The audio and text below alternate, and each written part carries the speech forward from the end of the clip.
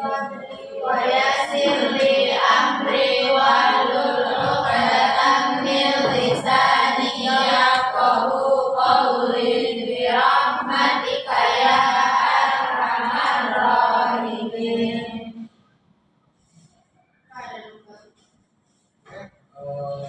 Kenalan dulu katanya. Kata-katain.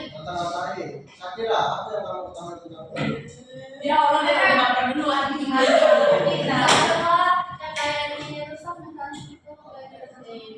Satu lagi, Aira, apa yang kamu ketahui tentang Bali? Saya menyebutkan satu pihak untuk enggak terpojok menjauhi Kita beri tepuk tangan dulu untuk yang sudah menjawab. Oke, jadi menurut pengertian, bullying itu adalah perilaku agresif, ya, perilaku agresif yang dilakukan secara berulang, yang bertujuan untuk menyakiti baik dari segi fisik, psikologis maupun mental. Jadi sebagai contoh yang dan juga ada banyak sekali jenis-jenis bullying. Ada yang namanya bullying fisik. Artinya bullying fisik itu apa? Memukul, mencubit, mendorong, menendang, dan semisalnya. Lalu ada lagi yang namanya social bullying. di media sosial. Ya, jadi ada sebuah isu dibuat sebuah isu.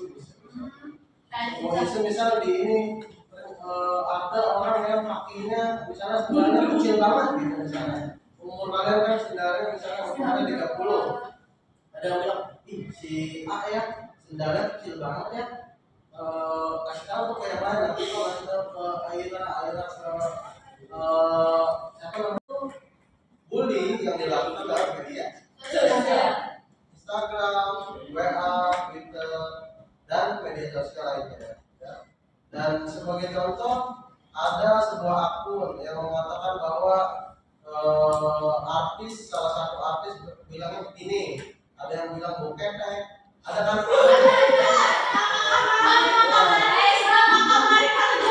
Oh, ikan asin. Dan itu bisa dikatakan sebagai karena dia dibully di kata satu Indonesia, hampir seluruh Indonesia ngatain dia, dan bahkan mungkin salah satu dari kalian ada yang juga yang ngatain kan? Kita nggak tahu ya, mau gimana cara dia tahu? Kita cek HP-nya sama-sama. Jangan mau ditaruhin nomor pakai. Kalau kalian lagi video ya. Ini kalau saya kita mau cek ada akibatnya, dan ini akibat dari bullying sangat banyak sekali. Ya. Yang untuk korban, dari segi korban apa? Gerda yang kamu tahu tentang akibat daripada bullying. Trauma mentalnya hancur. Jadi nggak percaya diri. Bunuh diri.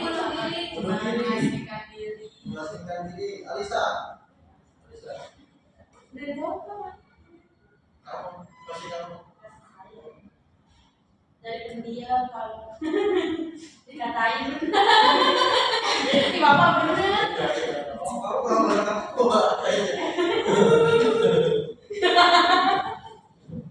jadi yang kalian sebutkan itu semuanya betul. Dari segi korban, misal ada siswa A karena dia sering dibully, tadinya dia ranking 1 atau ranking 3, karena dia dalam proses pembelajaran dibully, maka ketika semester 2-nya dia jadi turun, jadi ranking 13. Itu akan terjadi apabila seseorang mengalami bully secara berlebihan.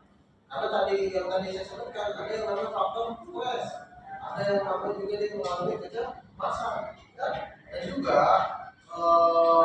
dalam kasus yang parah akan timbul pikiran untuk bunuh diri.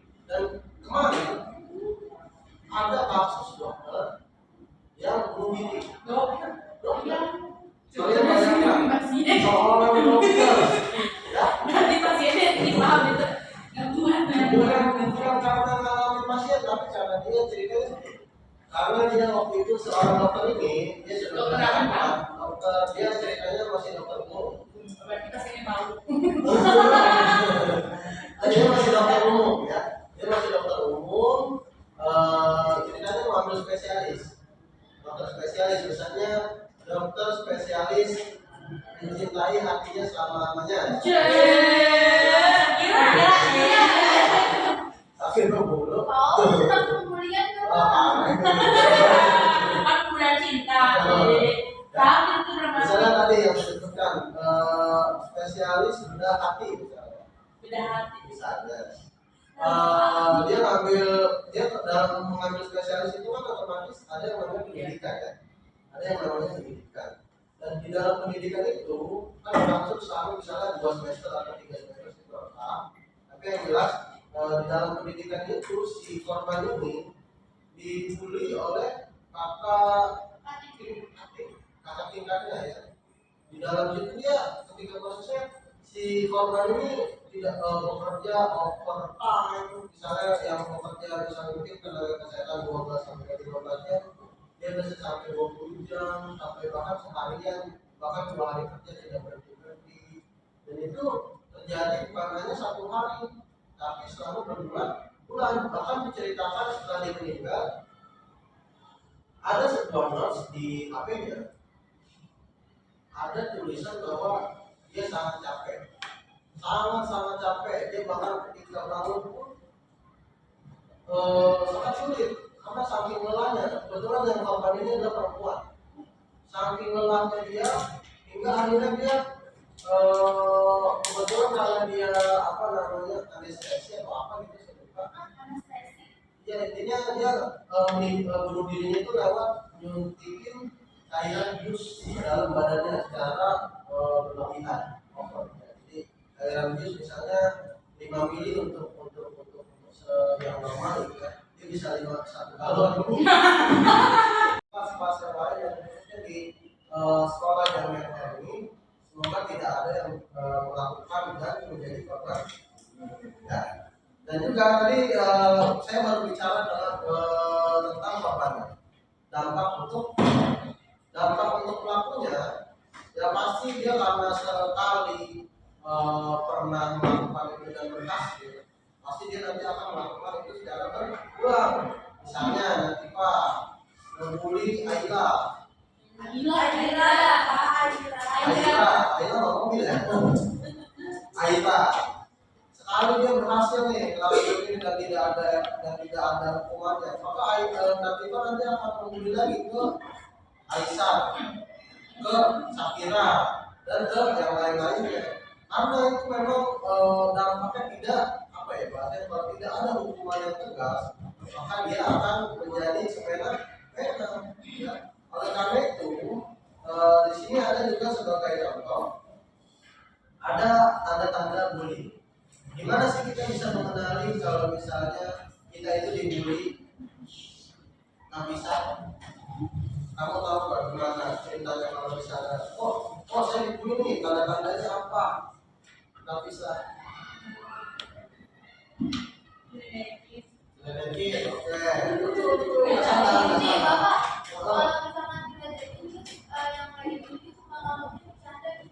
Nah, itu dia. Bullying itu terjadi karena respon korban, ya. Misalnya korbannya ini nganggapnya misal, lu kurus. Itu kalau misalnya yang dikatanya ketawa atau meliput lagi itu tidak terjadi bully, tapi hanya sekedar bercanda. Tapi awal bully karena awalnya bercanda, ya. Oleh karena itu hati-hatilah dalam bercanda, ya.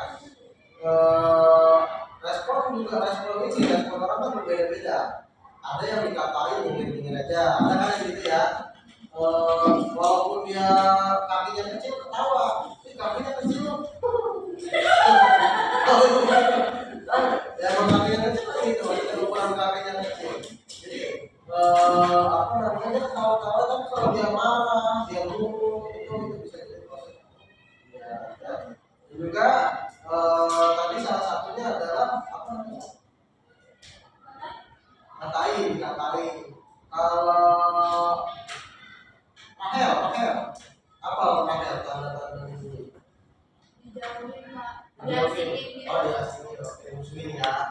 Anissa, kenapa Alif gimana Anissa? Beberapa situasi dia menolak untuk pergi sekolah. Biasanya itu tanda-tanda dulu.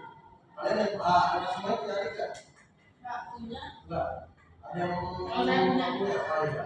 Itu kalian bisa sadari kalau ada anak memang betul-betul dia nggak mau sekolah, biasanya ada guru atau di ruang guru ataupun warga sekolah itu kalian boleh lapor.